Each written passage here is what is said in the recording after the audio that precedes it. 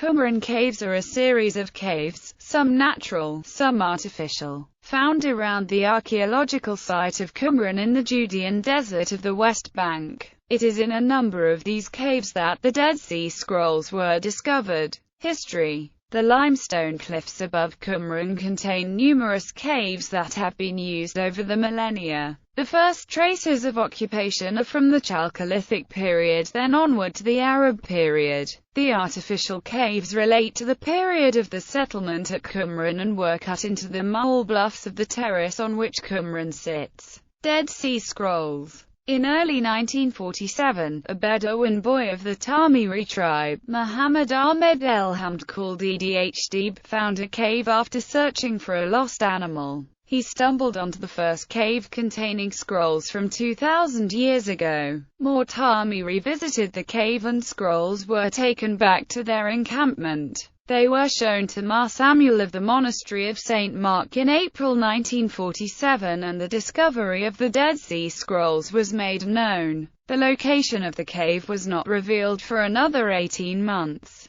but eventually a joint investigation of the cave site was led by Roland de Vaux and Gerald Lancaster Harding. The interest in the scrolls with the hope of money from their sale initiated a long area-wide search by the Tamiri to find more such scrolls, the first result of which was the discovery of 4 caves in Wadi Murabarat about 15 kilometers south of Qumran in 1951. In the Qumran area another cave was discovered, now referred to as Cave 2Q, in February 1952. However, only a few fragments were found in the cave. Fear of the destruction of archaeological evidence with the discovery of caves by the Bedouin led to a campaign by the French and American schools to explore all other caves to find any remaining scrolls. Although 230 natural caves, crevices and other possible hiding places were examined in an 8-kilometer area along the cliffs near Qumran, only 40 contained any artifacts and one alone, 3Q, produced texts, the most unusual being the copper scroll. 4Q was discovered in September 1952 by the Tamiri.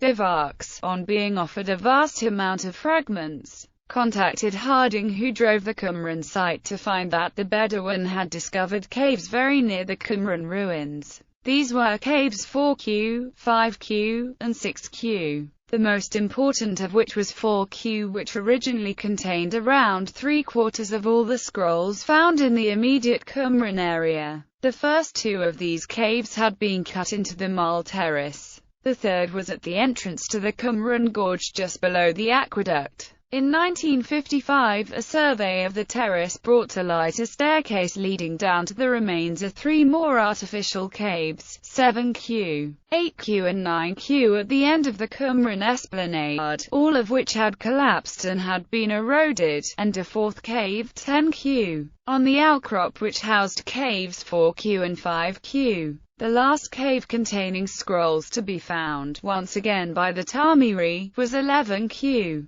Among its contents was the temple scroll, though it had been spirited away and its recovery was to prove long and complex. Artificial caves. In all there are 10 mole-cut caves in the near vicinity of Qumran. 4QA, 4QB, 5Q, 7Q, 8Q, 9Q, 10Q, an oval cave west of 5Q, and 2 caves to the north in a separate ravine. Their location necessitates a direct connection with the Qumran settlement. The 3 caves at the end of the esplanade could only be accessed via the settlement. These caves are thought to have been cut for storage and habitation. Marl is a soft stone and makes excavation relatively easy, but as seen with caves 7Q, 9Q, they haven't survived well. 4Q, which is now visible from the Qumran esplanade, is actually 2 caves, one adjacent to the other. De Vaux referred to them as 4A and 4B. When the Tamiri removed all the fragments they could before Harding's arrival, there was no way to tell which scrolls belonged to which cave, so they were later all catalogued simply as from 4Q.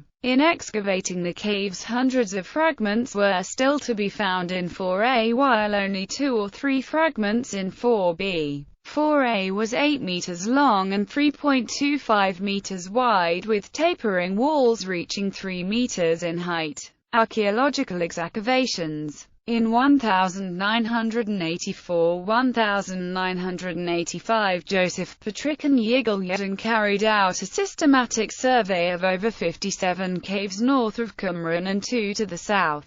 In 1985 to 1991, Patrick excavated 5 caves, including caves 3Q and 11Q. One of Patrick's conclusions was that the caves did not serve as habitations for the members of the Dead Sea sect, but rather as stores and hiding places. Patrick took a jackhammer into 3Q to break up and remove large fallen rocks in order to discover that under the rocks there were only a few Chalcolithic sherds, showing that the ceiling had collapsed before any Qumran-era occupation could have happened. The cave was uninhabited and used only to store the scrolls left there. In 1988, in the cave Patrick designated as Cave 13, just north of 3Q, a small juglet was found from the Herodian era, which was wrapped in palm fibers and contained a viscous liquid which Patrick presumed was aromatic balsam residue. In 1991, he discovered several jar stoppers and a complete jar along with date stones and dry dates suggesting occupation. But as the area in front of the cave showed no attempt to convert it into a terrace, he concluded that occupation was not of any length. 11Q was examined and no traces of Qumran-era occupation was found. A cave Patrick called Cave 24, which lay between 11Q and 3Q, was large and habitable, but showed no sign of long-term habitation. Cave FQ37, located high up on the cliff face 2 kilometers south of Qumran, was also an improbable site for permanent dwelling, due to its inaccessibility. In the winter of 1995–1996, Magen Broshi and Hanan Eshel carried out further excavations in the caves north of Qumran.